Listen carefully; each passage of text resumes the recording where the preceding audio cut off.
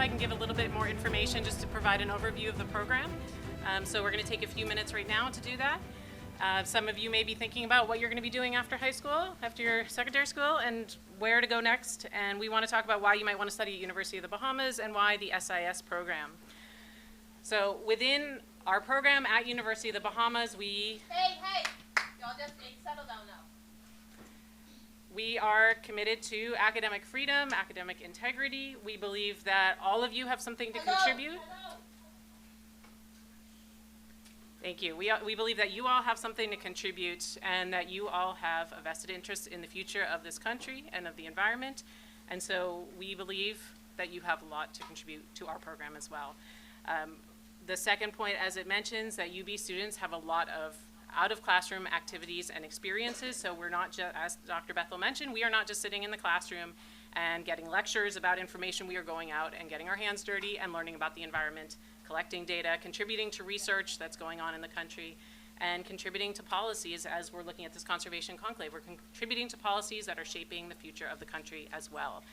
And there's also opportunities to study abroad at University of the Bahamas. So if you have interest in studying in another country, like Dr. Bethel was mentioning about the importance of knowing foreign languages, but there's many countries that you can study in that speak English or that don't, but that you can use those credits, those classes back at University of the Bahamas for your coursework and your requirements at the SIS program. So we have that built into our degree program as well to provide that opportunity. And you could have a semester in one of the other islands as well. So you could not just study abroad, but you could study on a different island within the Bahamas. We know that the Bahamas is facing unique challenges related to sustainability, and so our program is extremely unique in that we are looking specifically at sustainability of small islands, and there aren't other programs like that in the world. So even if you go off to study in the US, in the UK, in Canada, or any other country, you may be exposed to sustainability, you may be exposed to environmental science, but the issues that we're dealing with are unique to our country, they're unique to the small islands, and they do not teach that in many of the other countries where you may, do you want me to unmute? You may not learn the unique things that you need to know about sustainability that are pertinent to small islands and the Bahamas. We work with the government on our coursework. We develop our classes and our degree program so that it addresses the needs within the country. That means when you graduate that there are jobs that are looking for students who are SIS graduates. We do not have enough SIS graduates right now, so we have organizations that are contacting us because they want us to build the program and they are looking for students to get jobs within the sustainability realm, within marine science as well. So we know that there are jobs out there for you after you graduate. And we do provide experiential opportunities within the program so that you can do internships for one semester, and then through that internship, many of our students actually get jobs so that they have a position lined up for when they graduate. And we also have opportunities to do research as well. And so some students are interested in doing graduate work or doing research, and you can get the opportunity in this program. We have a new building, the GTR Campbell Small Island Sustainability Complex. I think many or all of you will see that in just a short bit, where you're gonna go over for the discussion groups. So it is a brand new building, and we are really excited about that. We have state-of-the-art laboratories that we hope to open up to serve as a national laboratory to the country, and we have classrooms as well in there, and many opportunities within just the building. We also have a campus at UB North, so students who are in Freeport or who may want to attend the university in Freeport, the UB North campus also is brand new. So the old campus, as many of you are aware, was destroyed during Hurricane Dorian, and so for the last few years, unfortunately, they've not had a facility, a main campus, and now that has just opened up a couple of months ago. So we are really excited to have this new UB North campus, as well as a field station that is the old campus. So we use that during some of our research opportunities. And here also, we have just a few ideas of jobs if any of you are thinking about what am I going to do with a degree in marine science or a degree in sustainability and environmental science. There's consulting firms within the country that are looking for students who understand issues of sustainability, so understanding how to look at contamination of groundwater and soils, how to do assessments of land cover and trees, how to do environmental impact assessments. So Many consulting firms are looking for SIS graduates. You could work in tourism. There's a strong need for sustainability concepts and understanding about the environment within the tourism industry, and we all know there's a lot of positions out there within tourism. Many multilateral development banks and government agencies, nonprofit organizations, all of them are looking for SIS graduates. And then we've listed some of the international organizations below, like UNDP, TNC, but they're looking for experts in policy, agriculture, marine conservation, education, et cetera. So there's many opportunities for employment after graduation. So we want you, if you're interested, again, we have the sign-up sheet that is going around if anyone didn't get a chance. We also have a QR code where you can scan our booklet, and then there's an email there, sis@ub.edu.bs. You can also email us or give us a call, and we can put you on our email list and just send out some information. So if you are considering applying, if you're considering applying for, if any of you are in your final year and looking to university next year, you can apply this year for make sure to look for the Marine Science, Environmental, and Ecosystem Management degree that's listed on the admissions bulletin. So thank you for allowing me a few more minutes of time. I think we don't have time for questions because we're moving into the next session. But again, feel free to reach out. Make sure to sign up on the sign-up sheet if you're interested, and we'll be happy to get you more information. Thank you, everyone.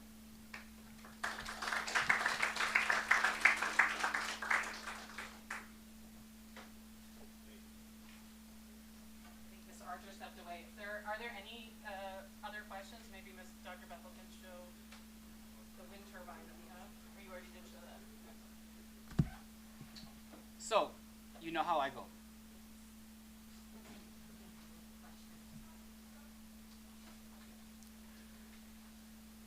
Nothing at all? Go ahead.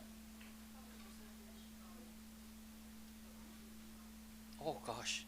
Oh boy. Okay. Let me put it this way. You know the planet Mars? We have better maps of Mars than we have of the ocean. Do you know why? The reason is that the atmosphere, let's say our atmosphere, then space itself, then Mars' atmosphere, is transparent to light. Light can penetrate through the atmosphere, go through space, penetrate through Mars' atmosphere, then come back to us. That's why we can see it. But if you go to the ocean and you look down, what do you see? It's just dark, right? And the reason for that is that the ocean itself, the water absorbs that light. And so the amount of light you see on the surface decreases incrementally. And the further down you go, the less light there is. So when you ask that question, I can genuinely tell you that we understand less than 5%, if all that. So I apologize, but that's physics for you. So Ms. Archer is here. I'll be back to touch you later on.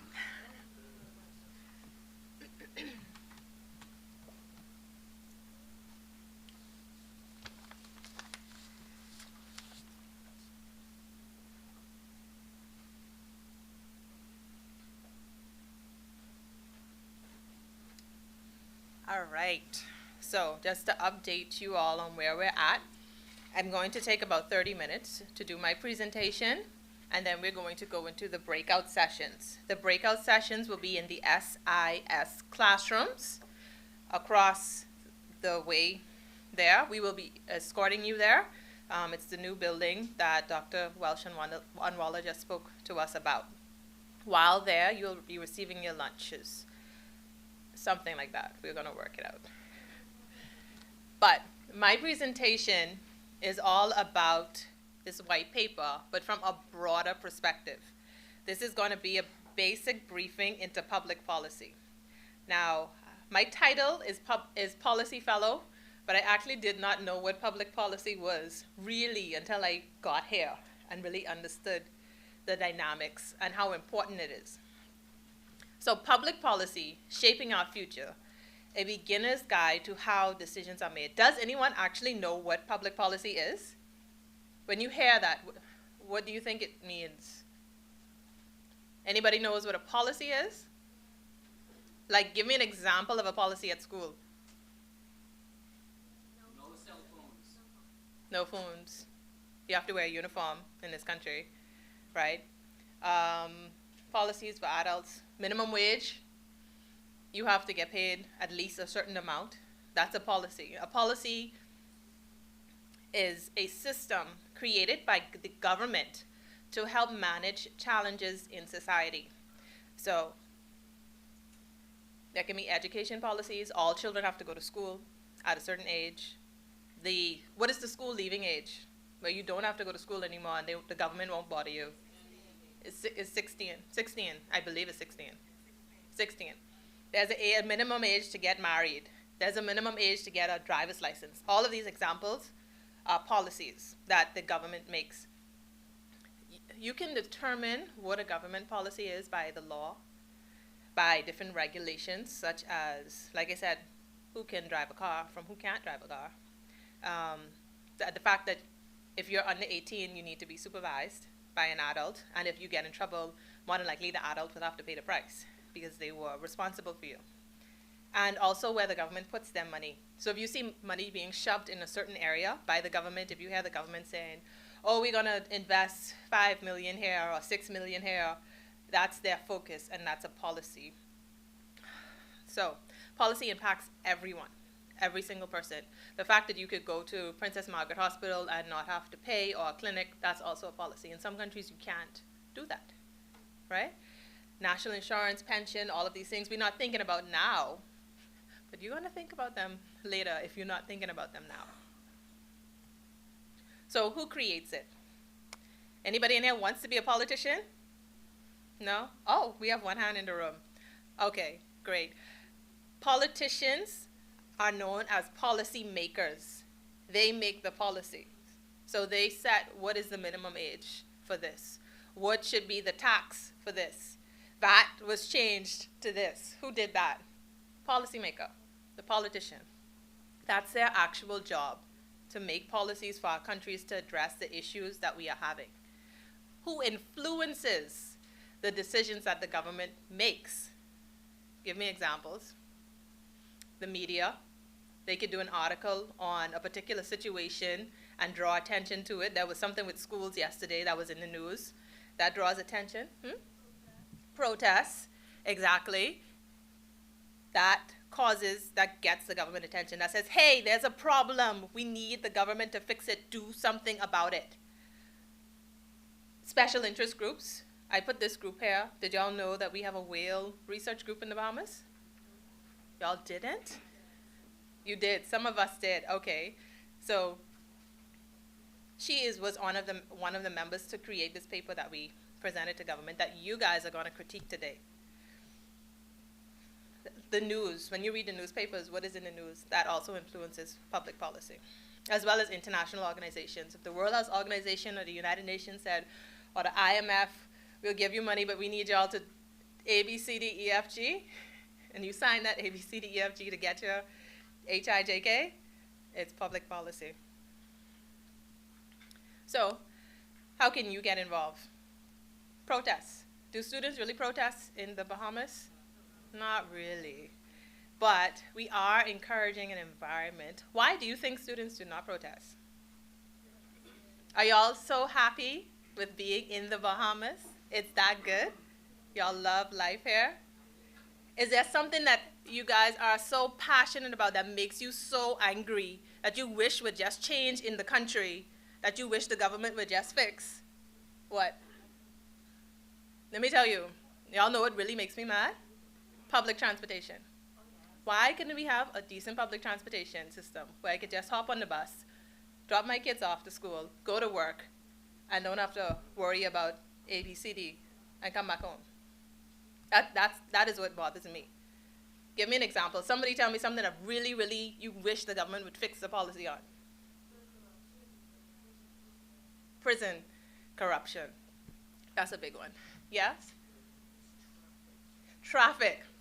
Transportation. Because guess what? If we had a decent public transportation system, would everyone need to buy a car? No. Yes. Sidewalk. If we had a decent public transportation, wouldn't people want to walk more? Right? Yes. Inclusive.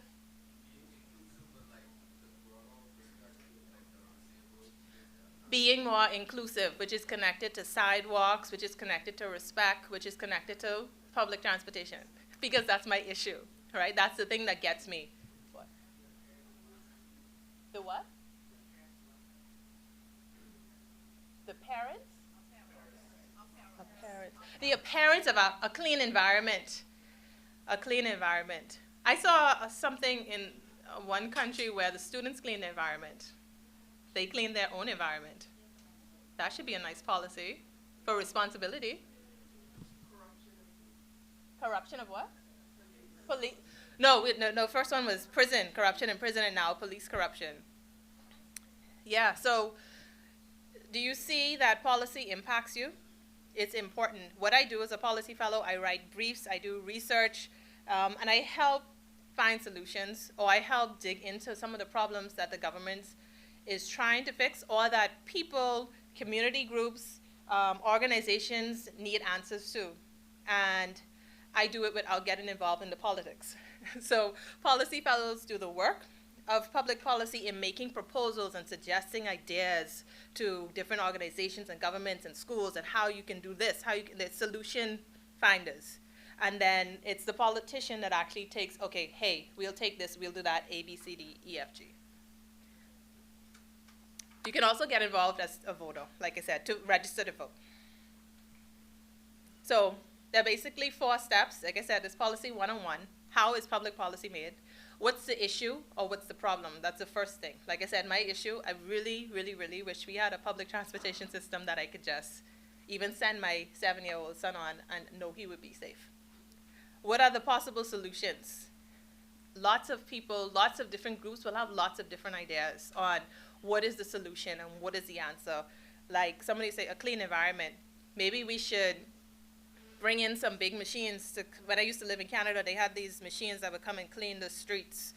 Maybe we should bring in that, but my solution to a clean environment would make the students do it. Like, why can't students clean their own environment? Why can't staff and workers clean their own environment? So you will have people having different ideas, different suggestions. The government should do this, the government should do that, all of these solutions, but you have to come up, you present them to government, the government decides what they're gonna do. And they enact laws, executive orders, regulations. You hear these words, but that's where it comes from. We have a problem in society, how are we gonna fix the society? We need our children to be educated, we need inclusivity, we need diversity. How are we going to do that?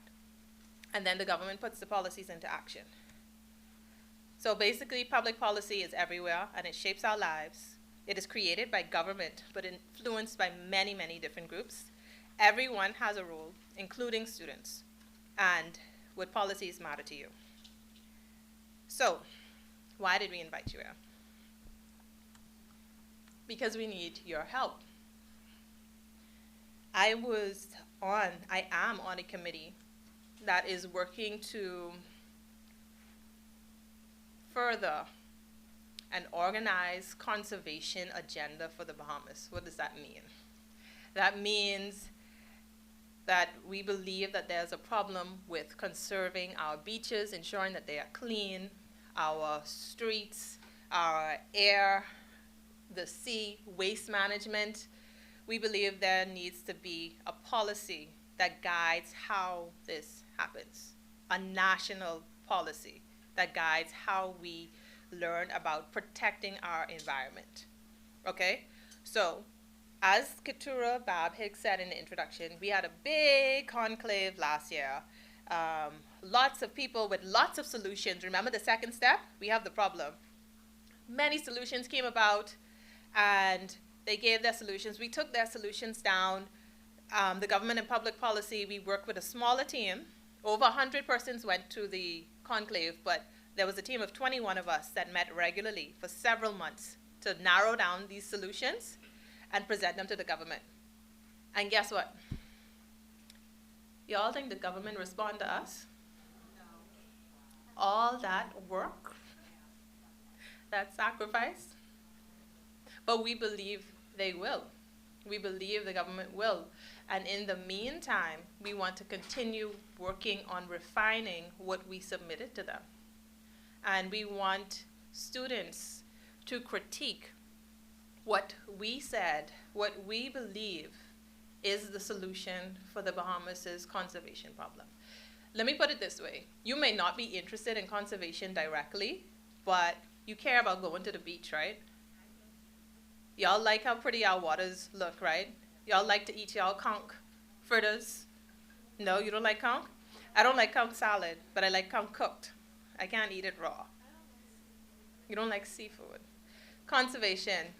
What is a conservation? You like fresh air when you go outside? The sky is not dark and full of fog, but you can smell fresh air? All of this is conservation, and we need a policy to guide it. And so we need your help. So the CGEI was the draft that we submitted to the government. It's called the Conservation Governance Enhancement Initiative. I got that from ChatGPT. I said, we finished the paper and I needed a title, and I told ChatGPT my problem. And I asked ChatGPT to suggest 3 different titles for this paper.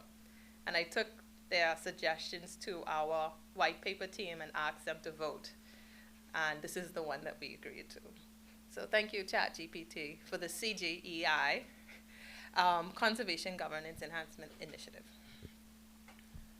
So we need your help to make it better. We continue to reach out to the government, but let's see what we missed and what we can improve on.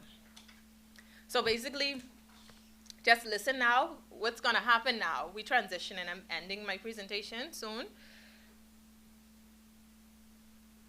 Are the problems we see as adults, as specialists, are they the same problems you see as students with our environment, with the way we do things, or do y'all see it a different way? Okay? We came up with 8 different problems that we saw. We think that there's a cultural problem, that people don't really care that much, or maybe they're not informed that much. You know, I was an adult when I learned that those little circle things at the beach are actually fish eggs. I just had no idea. But yet we are surrounded by the beach. Why should not every student already know that? Why should not every child already know that? Coordination. Why did y'all not know, some of you, that there's a whale organization here? Whale watching, whale research. And that's only the start of it. We have waste management here, Guinea. We have Guinea here. The specialists in that, in recycling. Capacity, we're saying, you saw Dr. Bethel say, we don't have enough, we need more researchers, we need more people interested. So we also see that, well, there's a problem, we need to build the capacity in what we're doing. Education, we think students need to do more. We think the young people need to do more, but we think the government needs to make y'all do more. Business opportunities, why can't we make, yes? I think in order for the students to do more, the information have to be brought to them. So if they don't know about the SIS programs, or there is some, because a lot of students believe that there are not a lot of jobs or career paths in the SIS program. So they have to be informed about these things in order for them to do more. Yeah, so student education, should that be the government's problem to address? Should the government put something in to say that it's mandatory that all students be educated on conservation because the Bahamas is an archipelagic nation state? Should that be something? We have the power to actually tell the government, suggest to the government, yes, we think y'all should do this, and they can take us into consideration. Okay, yes, sir? You keep looking like you want to say something, and then you keep backing up. All right, research. We need more research. We need to have our data organized. When the researchers like Brandon go and they do their studies, and Dr. Anwala, where's the information being put? How is it helping somebody else? How can we learn from it? We also think there's a problem with national awareness. Like, everybody should know what conservation is, and I don't think, can anybody give me an actual definition of conservation here? Marine biology class? Y'all don't shame me, I'll teach it now.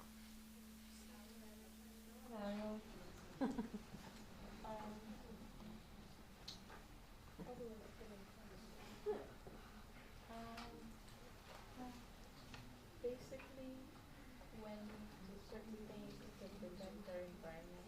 Conservation, to conserve, to protect our landscapes, our seascapes, the air. It's just to protect our environment. You know, we grew up in a tourism where we celebrate selling it, but some may say there's a need to protect it just for protecting sake for our own selves. This is where we live. We should know if we walk past a tree, what type of tree that is, without necessarily having to specialize in an environmental program. We should just have this basic knowledge, some would argue. So think about it. Is there a problem we're missing from the student perspective? You don't have to answer now. You'll answer in your breakout sessions. What is the problem with conservation that we're not addressing that we need at the government level to fix, to mandate, to incentivize, to suggest? Now, the solutions that we proposed, we also want y'all to give us feedback on this. The first solution, we said we need a national vision for conservation in the Bahamas. And the one that we said is to transform the Bahamas into the leading conservation research, policy, and practice hub in the Caribbean, and a global leader for empowering conservation practice in small island development states. What does that mean? The way I understood it, everyone should know how to swim, basic, one-on-one, right? If we had a leader, not just know how to swim, everyone should maybe have a scuba certification, just as basics. Or they should have an experience with going on a boat and knowing how to fish. There should be some intimate engagement at a deeper level within the country. This is one of the ideas that we suggested. What do you think about that? Does that make sense? Or are we not taking some things into consideration that maybe we should consider? We also told them that we think schools should become more active. We suggested that they have certification programs that schools should aim to aspire to receive, like eco-school certifications, but it should be celebrated, and there should be incentives for encouraging green schools and eco-schools and just schools to do their part. And we also said that we think that there should be an inter-island competition. Excuse my spelling of competition. But we said, why not the government launch a big initiative? And I'm going to stop right here. But you see how this is just an idea in your classroom where you have a problem and you have to come up with different solutions? But I want y'all to see how real your classroom experience is, because we are out of the classroom, as in I'm not a minor student, but it's still this problem-solving process.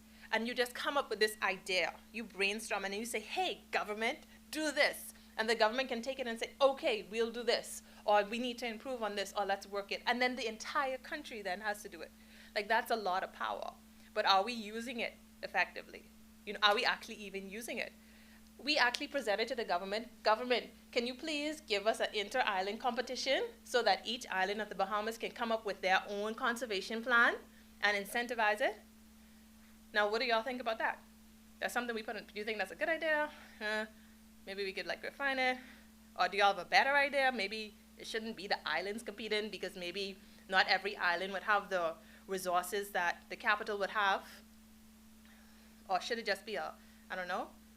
Tell me, how can we make this better before we innovation and enterprise.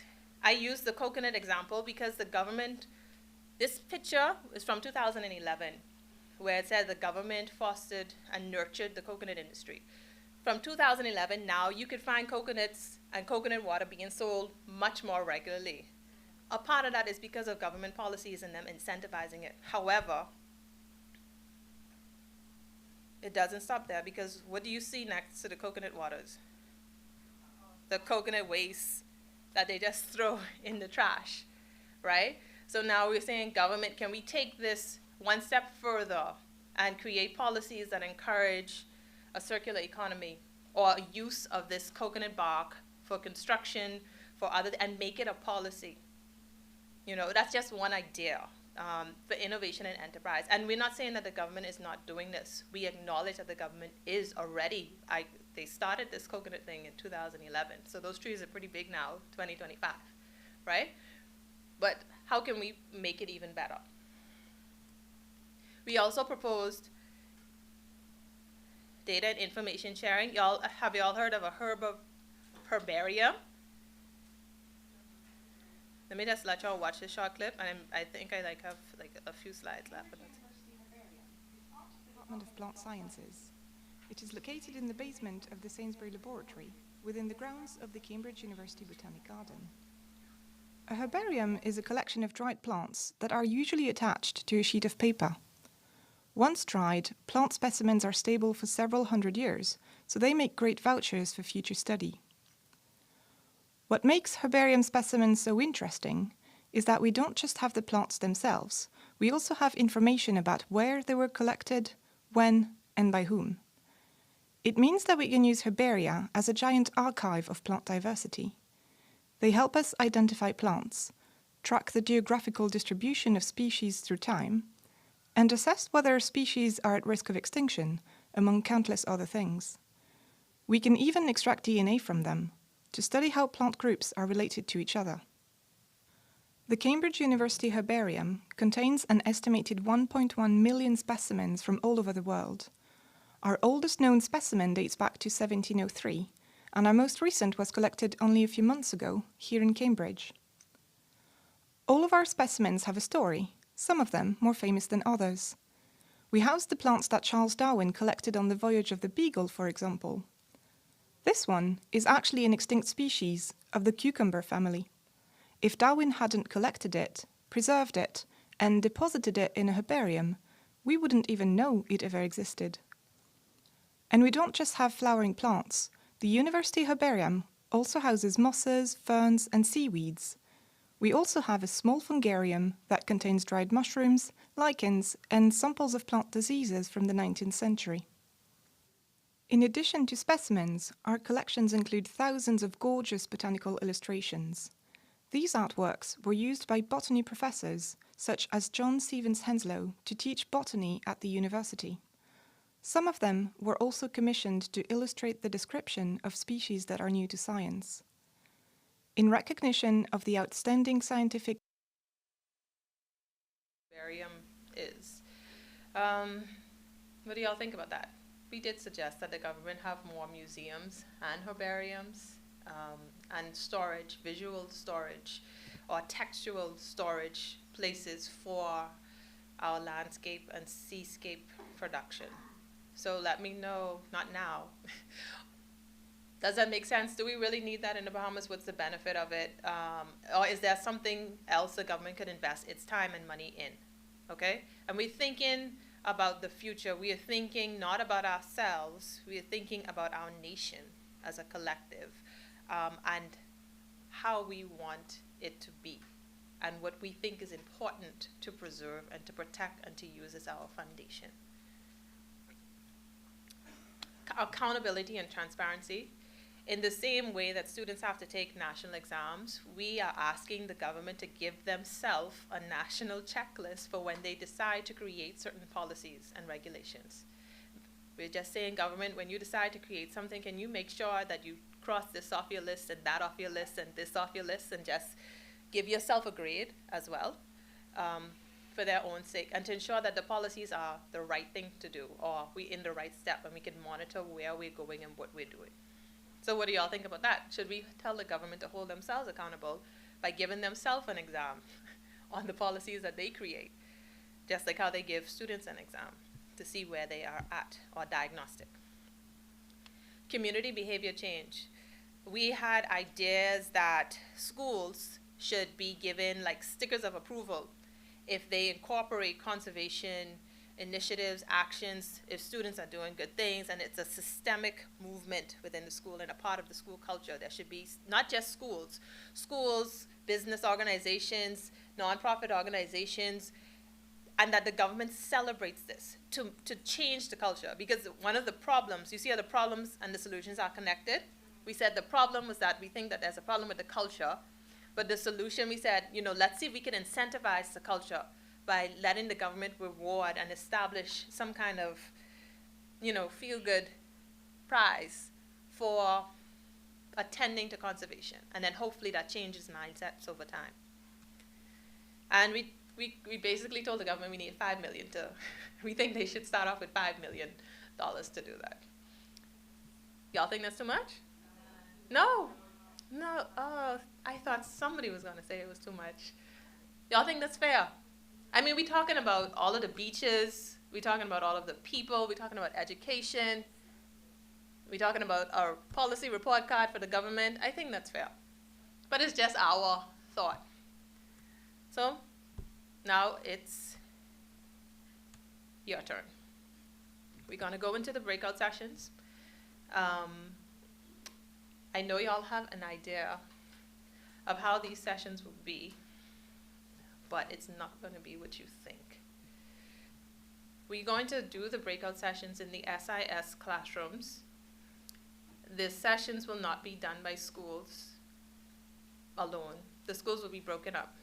The chauffeurs, school chauffeurs, will have an option to go wherever you want, whatever section you want. AF Adderley will stay here, and we're going to do our breakout session here. So right now, my volunteers, could you get the rest of them?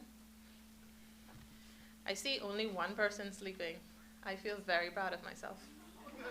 Someone sleeping in here? It's okay, you don't know what people go through.